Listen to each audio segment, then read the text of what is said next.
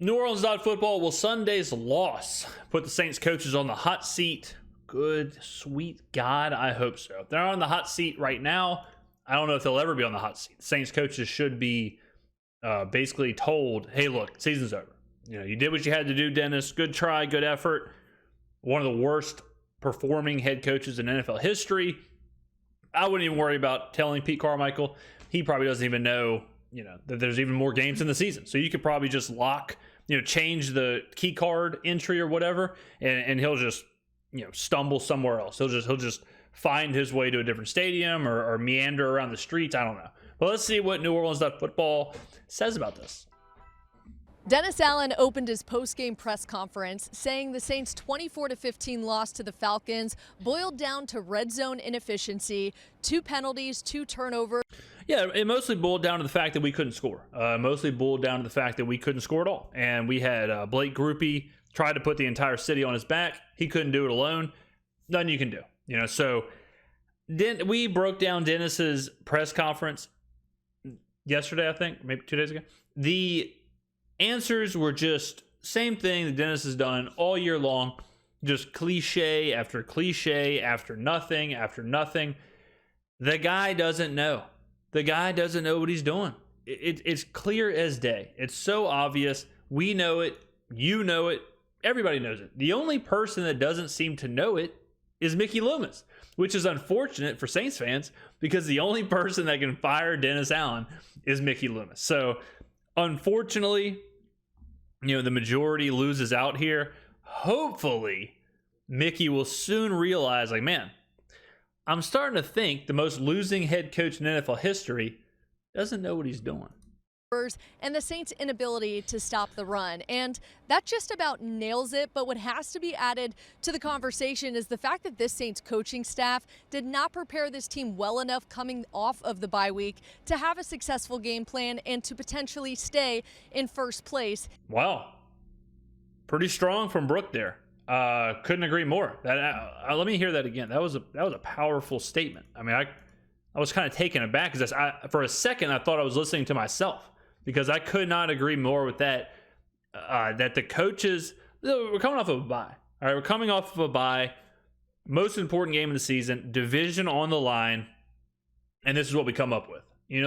These are there's a reason Andy Reid is so successful off of a bye week. You give a really good coach extra time, they're going to figure things out. You could have given Dingus 1 and Dingus 2 the rest of eternity. They're not figuring nothing out. To have a successful game plan well enough coming. Here we go. The fact that this Saints coaching staff did not prepare this team well enough coming off of the bye week to have a successful game plan and to potentially stay in first place in the NFC South. Well, what else is there to say? This coaching staff has not prepared the Saints for any success. They haven't game planned for any success this entire season. It's not just this game. This game obviously is a big part of it, coming off the bye week. But you could say the same thing against the Bears. You could say the same thing against the Vikings. You could say the same thing against the Packers. The Saints coaching staff has failed for 11 straight weeks in preparing this team, in creating a game plan, in creating a scheme that's going to work, in positioning the players for success at all. We saw it here. Olave goes down. Rashid goes down. So what do? Do we get Alvin Kamara involved? No, we don't. We don't get him involved at all. He should have had, this is the game where he should have had 15 catches. But what happens? Dennis and Pete take him off the field with 7.5 minutes left. He never touches the ball again. The most pivotal possessions of the game, the final couple possessions. When asked in the press conference why, Dennis's answer was, it happens all the time. He needed a breather. What? That was your answer? Welcome back to The Dot. Post-game coverage presented by Matt Bowers Auto Group. Absolutely. I'm Brooke Kirchhoffer. Let's start with the red zone problems. The Saints Sure. went 0 for 5 in the red area. Yep. One was a Derek Carr thrown pick 6. Pick 6 is an understatement. It was Jesse Bates might as well have been a receiver. Derek Carr, I'll give him this. Derek Carr threw it directly into his chest. Beautiful pass. Problem was, Jesse Bates plays for the Falcons. So it was good to see, though, Derek Carr in the red zone being able to get the ball in the end zone. At all. I understand that it was the wrong end zone. Understand that it put points on the board for the other team. But just to know that Derek can do it, just to know that the ball isn't broken or something, where if Derek Carr's in the red zone, the ball just can't cross the plane.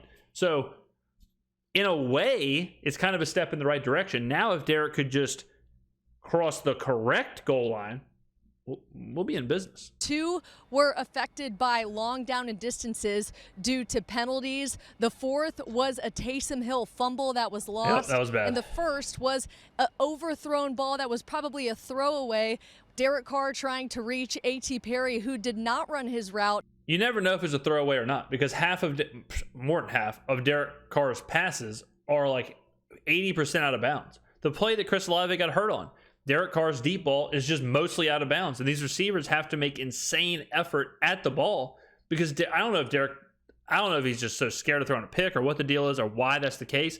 But man, I have never seen so many balls either thrown away, just canceled out, or basically thrown away with just a slight chance of the receiver getting to the ball. The A.T. Perry play, according to A.T. Perry, he thought there was a flag on the play. That's why he didn't finish it. He stopped. And then Derek just hoisted it into the back of the end zone.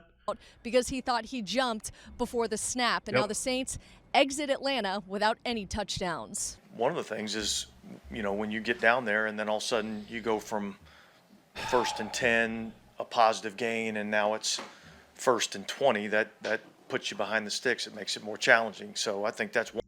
No, Dennis. No, it's not. It's challenging because you're on the team. It's challenging because you are coming up with the game plan. It's challenging because you are the head coach of the team. This is the Dennis Allen blueprint right here. Take something that's been going on all season long, red zone inefficiency, offensive inefficiency, the inability to score. Do that all season long, and then make a very specific answer to a one play moment and try and for some, make it look like, well, if this one thing changed, we'd be fine. Dennis, we're 11 weeks in, or 11 games in. The penalty in the red zone in this game had nothing to do on why we can't score for the remainder of the season, why the red zone inefficiencies have been there this entire season. I mean, the only way we'd be worse at scoring is if we were wearing cargo pants and puka shell necklaces, if you know what I'm saying. One area that, has been a problem is the penalties, which it's 1st and 20. So I thought that was a big factor today, because on a couple of the. I know we already reacted to this in the other video, but it just drives me crazy. Hey, Dennis, why were we 0 for 5 in the red zone? Why didn't we score a touchdown? Well, we did have that penalty, so 1st and 20 is kind of tough. So there you go. Okay, cool. What about the other times? What about all the other times? Let's take away the penalty part. Tell us the other ones. Why in all the other games? Why against Chicago? Why, what's going on? Those plays that, I thought we were going to be in, pretty good field position and pretty good down and distance situation. I don't think that moving the ball has been an issue for us. I think that. False. Moving the ball has been a huge issue for us. Scoring has been a huge issue for us. Offensive production has been a huge issue for us. Derek, newsflash. You have 10 touchdowns on the season. You have played 11 games. Tommy DeVito for the Giants, I think, has 6 touchdowns. He might be close to 10 touchdowns. He's a third-string quarterback. He's played a couple games. It is an issue, Derek. I'm not sure how everyone is saying the same thing for the Saints, where they're like, I don't know, man, we're moving the ball. Really? For reals? Because at the beginning of the season, we were averaging 15 points a game. In newsflash, we just kicked 5 field goals against the Falcons in basically the season on the line. So I'm not sure what you're looking at, Derek. We really have moved it well. Situational football is where we've failed, and I thought we were better on 3rd down. I don't know the number. I felt like we hit more of them. I thought we protected well. But the red zone creeped up today for sure. I mean, that was. Situational football, like winning. Situational football, like scoring the touchdowns. It's crazy that these guys are pros, and they're sitting here telling us, looking us in the face, and they're telling us, oh, we're moving the ball. That can't be an answer. It cannot. The problem, I think, is that these fellas think that moving the ball just creates points. If we like, in their mind, this is how I think they think. Because of their answers. I'm not just making this up. I think they think if we can get the ball from the 40, from our own 40 to the across the 50, that's more than 10 yards. So that's the same as if we had the ball on the 10, we should be able to get it across the end zone, which is insane. Like, that is the kind of logic that someone would say if they've never watched football before. That all yards are just created equally. That everything's just the same. That moving the ball 20 yards from the 30 to the 50 is the same thing as moving the ball 20 yards in the red zone. It's not. Like, I cannot believe that we're this deep into the season with a 10-year veteran and a head coach who's been around for way too long and an offensive coordinator who's had a job for the same franchise for almost 2 decades. And we're sitting here and I'm trying to explain, or I have to explain, that it's not the same. It makes me sick. That was as bad as it gets. The Saints defense struggled to stop the run again, losing the battle for the line of scrimmage against the Atlanta Falcons. The Saints gave up 228 rushing yards and allowed quarterback Desmond Ridder to elude the pocket and extend plays. They got a great scheme. I think at times we just weren't, really doing our jobs. And they're one of those teams, man. Like, they're going to stick to the run. Like, they're not. That's all they do. That's all Arthur Smith has done his entire time in Atlanta, is that he knows Desmond Ridder is not going to win us this game. He knows we have to run the football. Cordell Patterson, Bijan Robinson, whatever. They are going to do that. He did it with Marcus Mariota before Desmond Ridder. Arthur Smith is telling you what he's going to do. And on a bye week, the defensive genius that is Dennis Allen could not stop it. Could not stop it. Unbelievable.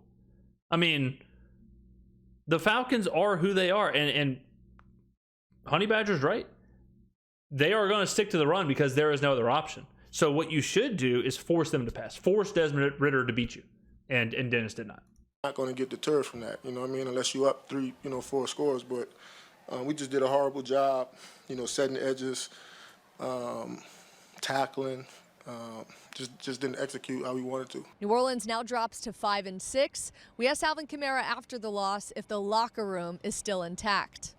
The locker room has to be pissed. I mean, I know he'll probably say the right thing, but my God. I mean, it's frustrating for me as a fan. I know it's frustrating for y'all. I can't even imagine how frustrating it is for the players, especially players like Alvin who have been used to success. Players like Michael Thomas, Alvin Kamara, Marshawn Lattimore, all these guys who have seen the best, seen the success the Saints can have, who have been around Sean Payton, who have been around Drew Brees, who have been around these guys. And then to see this, like to be a part of this, has to be so frustrating. I mean, he's not going to say the locker room is gone, but I feel for the players. Oh, man, I feel like we good. Like I said, I'm playing for them dudes. When you lose a locker room, I feel like there's some miscommunications or misunderstandings between players, and there's none of that. There's none of that going on. I do believe that. I think the players like each other. I think the players do play for each other. If I had to guess, there's probably a schism between, Carmichael, Allen, the players, and then Carr and the players. I would guess that's where, if there is any kind of ill will or any kind of severed relationship kind of situations, it's those dynamics right there. Like Carmichael and the offensive players, Allen and the whole locker room, and then Carr and the team. But, I mean, I don't know. Obviously, I'm going to believe what the players are saying. So if they say there's not a problem, then I would assume there's not a problem. So there's no loss of a locker room in that aspect of what you're saying as far as players go. The Saints will return home for the next 3 games and continue to fight for a spot in the playoffs with just 6 games left in the season. And we will continue to break down the Saints' loss to the Atlanta Falcons tonight live on New Orleans.football. We'll see you there.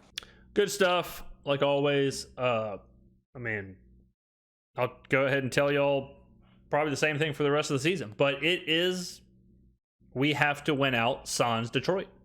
That's how we get to 10 wins. That's how we win the division. That's how we make the playoffs. If we lose to Detroit and then lose to the Bucks or lose to the Rams or lose to the Vikings or the Giants or lose to the Panthers or lose to the Falcons, season's over. So the Detroit game notwithstanding, we have to win the remainder of those games. Can we do it? We'll see. Can we go on the road, beat the Rams? We'll see. Can we go on the road, beat the Buccaneers? We'll see. But that's the only way. I'll be the first one to tell y'all. But that's it. 10 wins, easy. Win 5 games. Win the last 5 games of the season. There you go. Thank you for watching. Go down in the comments below. Pop off, sound off. I'll be down there replying. Thank you for watching. I will see you in the next video.